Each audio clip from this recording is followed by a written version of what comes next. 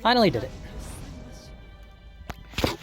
I think the big difference for what allowed me to finally do it, and what was constantly running in my way, was switching to only one healing call. But anyways, feels good to have finally done it. I don't know why I do this to myself. I used to play a lot of Final Fantasy Tactics 1.3 insane difficulty, so maybe it reminds me of that. Although, interestingly, I never beat it. I only made it to the 4th chapter. Lots of other people have beat it. But, anyways, maybe I should talk about what's going on here. So we have Keiss at 3-3, obviously, LD. Everyone's got everything except for Amidatelion. Amidatelion has 1 out of 3 ingots, which is a weird number to give Amidatelion, but it gets the job done. Like, Amidatelion gets some stats from the first ingot. I don't even remember what Amidatelion gets from the second ingot, and then, like, a stronger EX at the 3rd ingot, and then a stronger Brave plus and HP plus. But, like, with a lot of the low turn count battles we've been having, Amidatelion doesn't use that many Brave plus and HP pluses, and Amidatelyon's EX already hits super hard, so, like, you don't get a lot of return out of the investment for the 3rd ingot for Amidatelion. And I did originally run this with Warrior of Light, but I was having difficulty keeping the debuff orb from this first wave up, and so I was like, well, I'll try Amidatelion. My other budget unit, if you could even call Amidatelion a budget unit for me anymore, considering Amidatelion has high armor and 3, I think, refined spheres. Although I'm pretty sure I didn't give Amidatelion the right spheres. I gave Amidatelion, let me think, I gave Amidatelion Aerith's refined sphere, Kefka's refined sphere, and, like, Lilith's refined sphere. That's probably not the best way to go, but whatever. There are worse ways to go. And who else am I going to give Lilith's refined sphere to? Don't answer that. Okay, answer that in the comments. Feel free to. But anyways, back to the battle. Let's see. So now they're buffing themselves. I mean, I'm sure anyone who's done this, run this, knows what's going on here. But my plan is to use Keiss's launches to drop down their Brave and break them.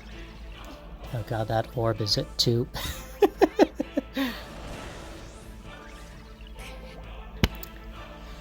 Because Keiss's launch is a 100% gravity effect, and then Amidatelion coming right after can break them, getting rid of the blue aura, which causes all Brave damage to go down to 1%, not 1%, 1, which is technically lower than 1%. Really, the best setup for Keiss and Ultimecia, and Keiss and Ultimecia is a great team, by the way, but the best setup for those two is to get the hero support buff on Ultimecia as Ultimecia is casting Apocalypse. And what that does is Keiss will be right behind Ultimecia and right in front of Amidatelion, exactly where you want Keiss. And then due to the fact that Ultimecia takes her next turn without moving the turn order, Keiss will be in the perfect position a second time.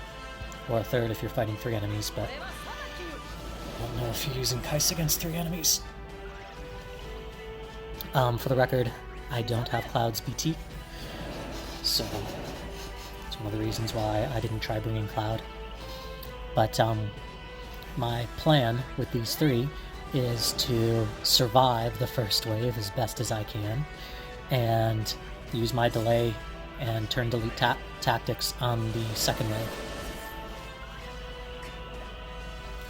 And a lot of this, the success for this really comes down to using Keiss right, and knowing what percentages the enemies are going to buff themselves and then need to be launched. So yeah, it really hurt to not bring Paladin Cecil here, but luckily with Amidatelion and Ultimecia, I was able to not give the second wave that many turns. Actually, I'm pretty sure I give them only like 2 or 3 turns. I don't know, the second wave's kind of funny to me because, well, you'll see. No spoilers. Although, spoiler, I finally beat this. How many tries did it take me? This probably took me about 3 tries with this team setup. I'd say 2 or 3 tries. But it took me more tries to figure out this team setup. So right now I have Paladin Cecil on Keiss for healing for the second wave, and I have Paladin Cecil's Call, and I have Cloud's Call on Ultimecia, and Cloud's there obviously for the Blade Beam to delay if I'm in a pinch, and the finishing touch to launch if I need that. Now, you don't really... Here I am saying you don't need Cloud's Call, and I needed Cloud's Call. So I suppose if you're running a crazy team like this, you should have Cloud's Call. I would say, though, the amount of launches you really need in this first wave, because I'm pretty sure they battery themselves twice. Like, I don't remember. In one of my runs, I thought they were going to battery themselves and get their blue auras a 3rd time, but I'm pretty sure they're going to do it twice. And luckily they don't remove their debuffs. That would be another story. But they do that in different battles, just not this one, in order to encourage Gabranth, probably. Oh, Gabranth. So, I do not have Gabranth's LD. I probably won't pull it. Not that Gabranth's bad, but I can't pull everything. And I've been pulling a lot. Keiss got his Odin passive activated of 30% attack, so that's kind of nice. Thank you, Ifrit. Flying fish thing. But anyways, yeah. Nothing wrong with Gabranth. I actually had Gabranth as a 0-3 budget unit for a while, because Gabranth brings good utility, but Gabranth doesn't hit very hard, in my experience. Which is half the reason why I use Amidatelion and Strago, mostly for budgets now, if I'm going to attempt a budget run.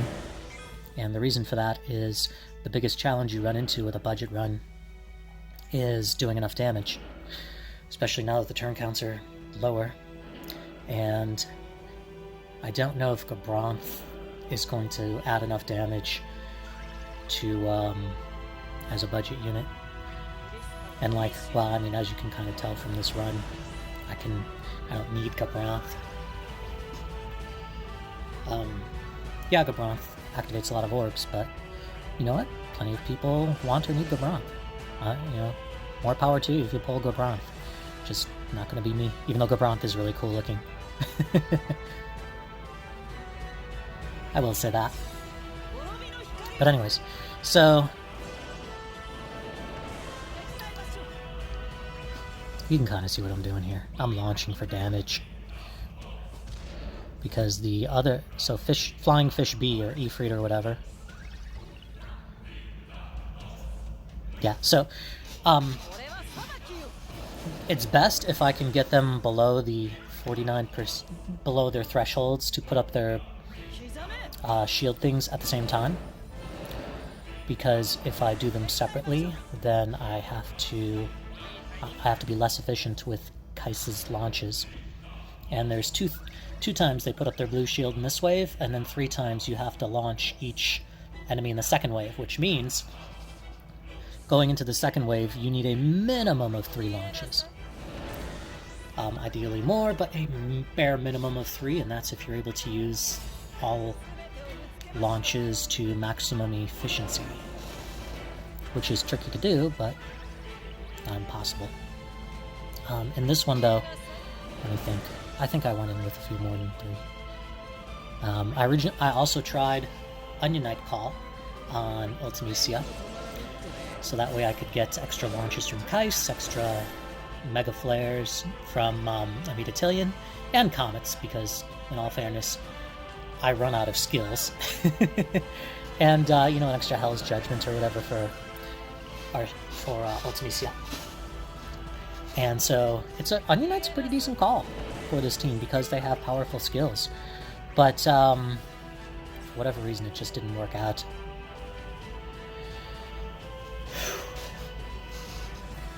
So another thing, I don't know if you've noticed yet, but I forgot to talk about is debuff management. So this team has a total of, let me think, Keiss brings 2 frame debuffs. One from his LD, one is applied in a launch. If he's in a launch, not if he starts the launch. Amidatelion brings 4, if I'm not mistaken. 1, 2, 3, 4. Yeah, I believe 4. And Ultimecia brings 1. So that's a total of 7, I want to say. 7 frame debuffs, which is a lot of frame debuffs. So a little bit of management is required here. And what I was doing is the, in my opinion, least useful frame debuff on this team is Amidatellion's Initial Brave Down debuff, which I believe is automatically applied if Amidatelion has 2 ingots. But my Amidatelion only has 1 ingot, so it's not applied until Amidatelion uses the LD. And so what I want to do is get all 6 of the other frame debuffs up there before using Amidatellion's LD. So that means I need to get Keiss into a launch with each of the enemies to apply his frame debuff, which gives a little bit of slow and a little bit of defense down before I use Amidatellion's LD. So that is my plan with debuff management here. As far as the orb, you only need to apply 1 debuff as long as it gets to applied to both enemies, and then it will count, because the debuff requirement itself to up the orb is 2 debuffs, and so if you apply 1 to each in the same turn, it counts it as 2, which means Ultimecia's Hell's Judgment will up the orb, Amidatellion's Amidatellion's Mega Flare, but Amidatellion's Comet. Ooh, big difference. Amidatellion's Comet applies 1 frame debuff to each enemy, totaling in 2, which will up the orbs. I'm using Odin on the first wave, and that's because this orb is actually more difficult for me to manage than the orb in the second wave, even with this team. Keiss's LD is the only move that applies a frame debuff to each of them, so Keiss has difficulty upping this orb. Amidatelion has no problems upping this orb, and Ultimecia has only Hell's Judgment to up it, and I need to be smart about Hell's Judgment. Actually, I need to be smart about everything I do here, because I'm pretty sure I either end this with 0 skills and 0 C65s left, or AA additional ability, whatever you call them. They're the same thing. Or I just end it with, like, maybe 1 Selkie? Is that how you pronounce it? I don't know. Selkie throw on Keiss.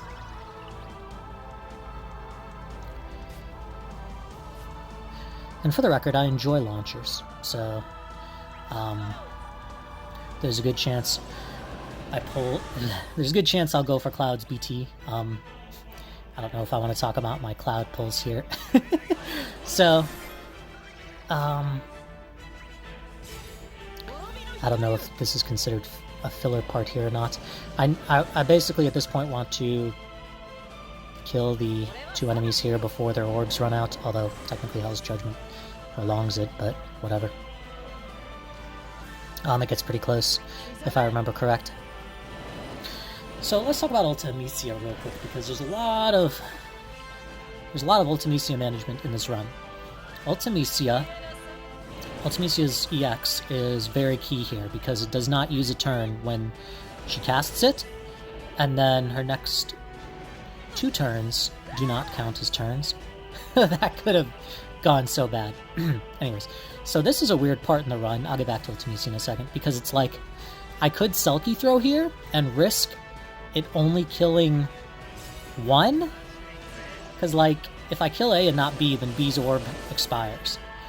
And if I kill B but not A, then A does an HP attack and ends the run. And that was a reset. Believe it or not, I had to reset this wave.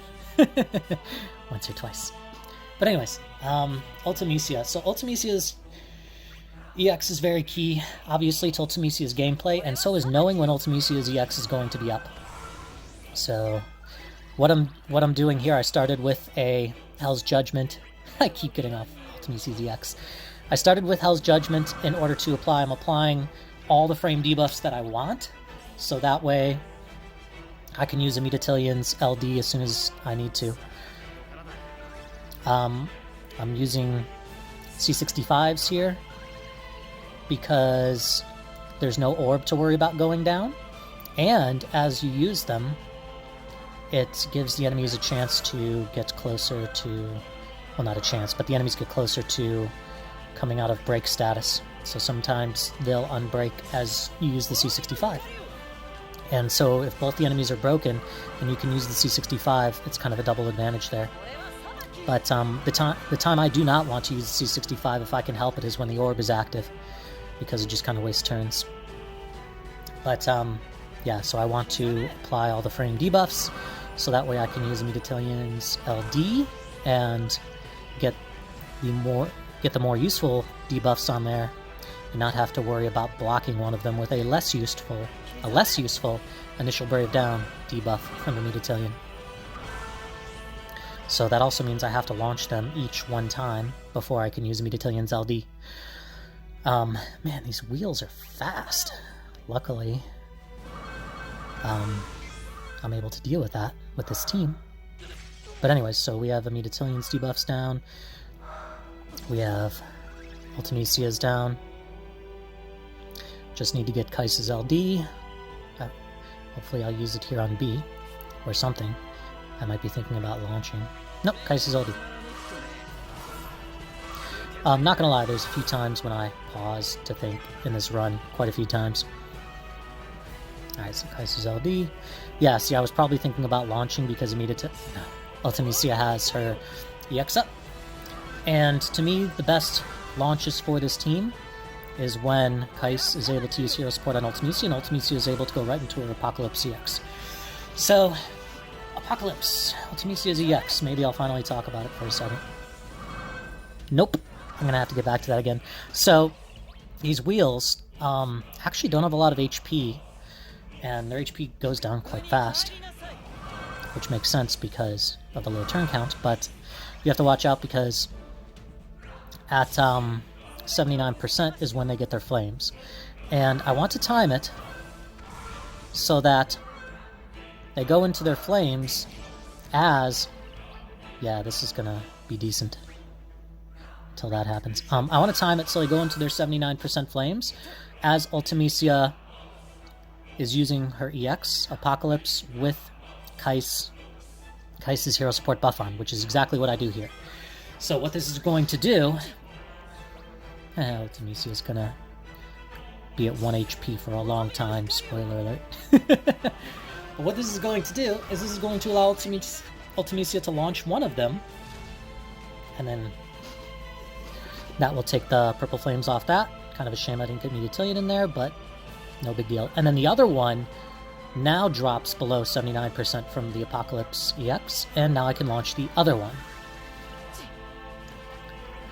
And their HP drain or sap or whatever does not kill you, so it doesn't take you below 1, which is why I'm going to be leaving Ultimecia at 1 HP for a very long time. If I heal Ultimecia now with my Paladin Cecil calls, then Ultimecia could take more damage later, and then I risk not staying above the damage threshold required. So now that they're below 79% and their purple fires are gone, I'm going to burst with Ultimecia. I think I'm thinking if I want to do anything else. Let's see, why did I burst there? I might be, you know what? I'm waiting to apply Amidatellion's LD. So Amidatellion's LD is going to take her buff from level 1 to level 2. So that's Resurrection. And that'll give Ultimecia a little more Brave regen in Ultimecia's Burst. for each of her turns. One thing I did not do this time around, that I did do in previous runs that I failed, is I would previously use Ultimecia's C65 to give her massive bravery gem on each turn in Ultimecia's burst. But as you can see, that's just not necessary, because Ultimecia is pretty much hitting for max damage each move anyways. And so instead I'm going to save it for when I run out of skills at the end, which is absolutely going to happen.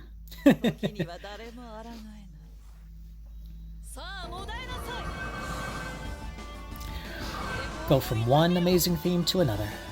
Not gonna lie, I'm not a big Final Fantasy VIII fan, but there's a couple of really good themes in there, and this is one of them. And actually, the boss theme that was playing before I went into Ultimecia's Burst is one of my favorite themes in Opera Omnia. Wish I could figure out the name of it so I could find it on YouTube. I'll eventually find it. I think it first came around when you fought the Shinryu, whatever, dragon at the end of Act 2. But anyways, so as you can kind of tell from here, Ultimecia's Burst is creating a lot of space.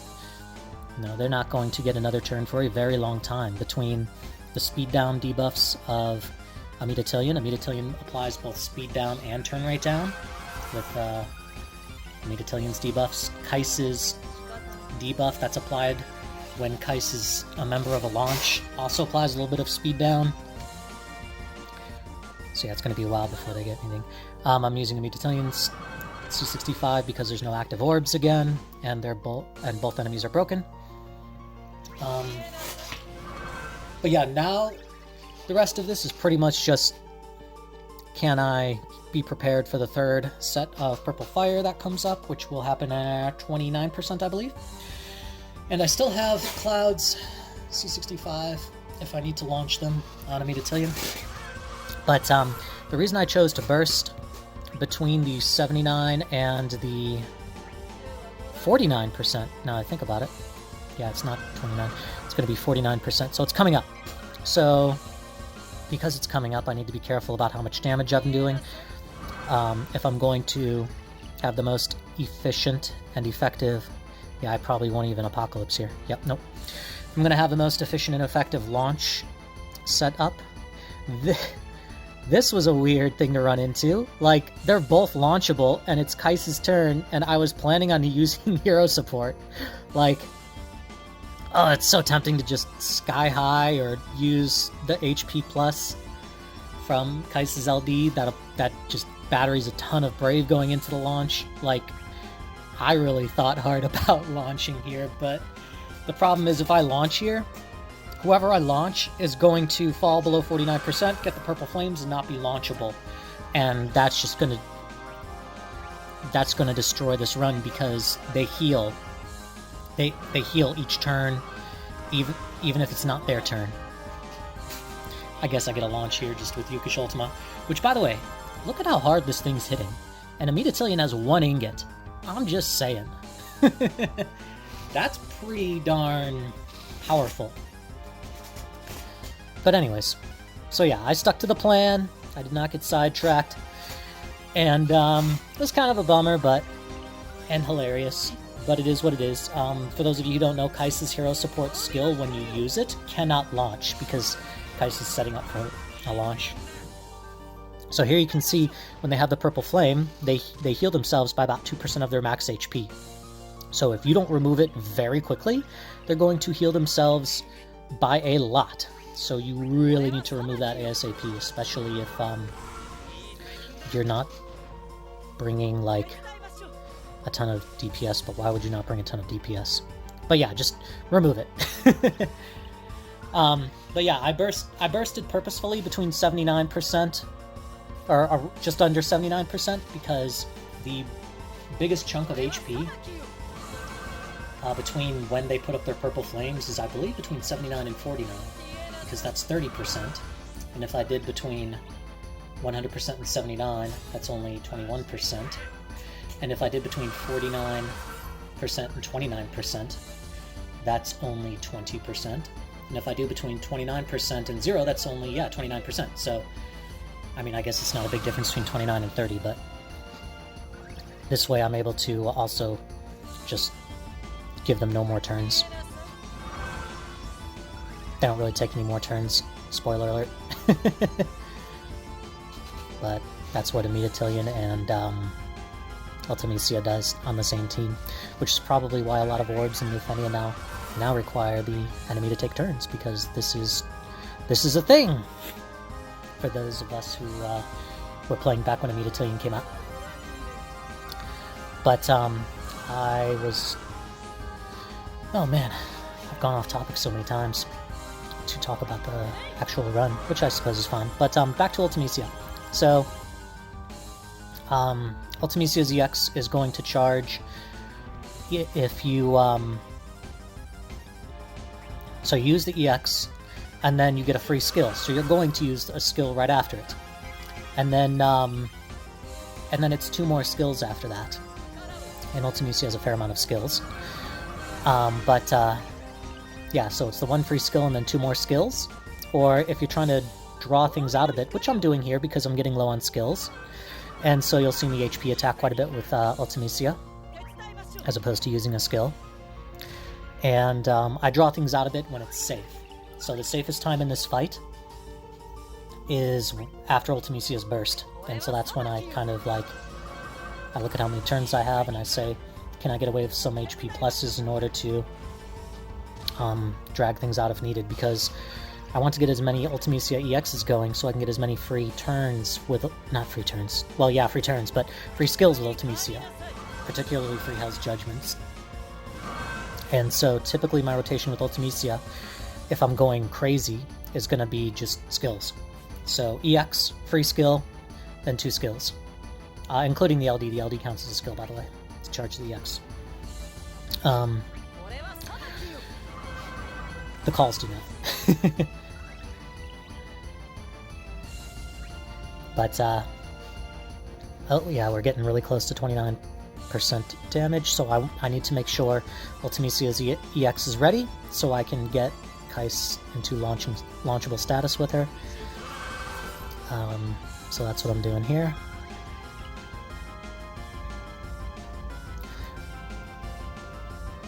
I'm trying to decide if I want to launch with Amidatelion, which is actually what I ended up doing. Because I knew Amidatelyon's EX was up, and Amidatelyon's EX does so much bloody damage that it's going to knock them both below 29%. And so, and I know that Ultimecia still has Cloud's call to launch with that. And so, arguably to get the most damage per turn wise, this was a little bit more effective. This is probably an HP attack. Nope, it's an EX. Alright, so normally when Keiss is going into a launch, if Keiss has his buffed HP attack from his LD, like my Keiss does right now, you'll want to use that so Keiss can battery everybody, but the purple flames, I believe, drop the amount of battery that goes out to everyone, so I opted to just use Keiss's EX, and that way I can get Keiss's EX charging again, because I'm going to run out of skills at the end of this, as I've done several runs. I did a run where I came down to 5%, completely ran out of all skills, and then there was only one of them left at 5%. I did another run where the same thing happened, ran out of all my skills and C65s, and only one of them was alive with 1%. I was like, oh, come on. And then, so I'm trying to be extremely efficient with damage here if I can, with my skills. But they're not going to get purple flames for the rest of the battle, so I don't have to worry about that anymore, and, well, clearly they're not going to take a turn again, so I don't have to worry about that anymore. All I have to worry about is beating that turn count at this point. And so, there's another EX. I had Squall's LD, no BT, and all of Squall's stuff. I had Lightning up to EX, and I had Cloud up to EX because I wasn't playing. I was taking a break when Lightning and Cloud's banner came out before, So I was like, alright, I'll pull for Cloud's LD. And if I get lucky, Cloud's Burst, because Cloud's Burst is good for launch teams, and I enjoy launch teams. And so I started pulling, and long story short, I got multiple copies of Squall and Lightning's LD. I got 1 Squall Burst, I got 2 Lightning Bursts, and then I finally pulled Cloud's LD. And did not pull Cloud's Burst, obviously. So, side note here, with Paladin Cecil, both his calls are enough to bring everybody up to almost full HP, if you use them in that order. So, do I check? I don't know if I check the HP requirement here or not. Let's see if I pause. Nope. As far as that last launch from Keiss, I want to use it when Amidatelion has Apocalypse up, because that will put Keiss in the perfect position for both the first and the second launch.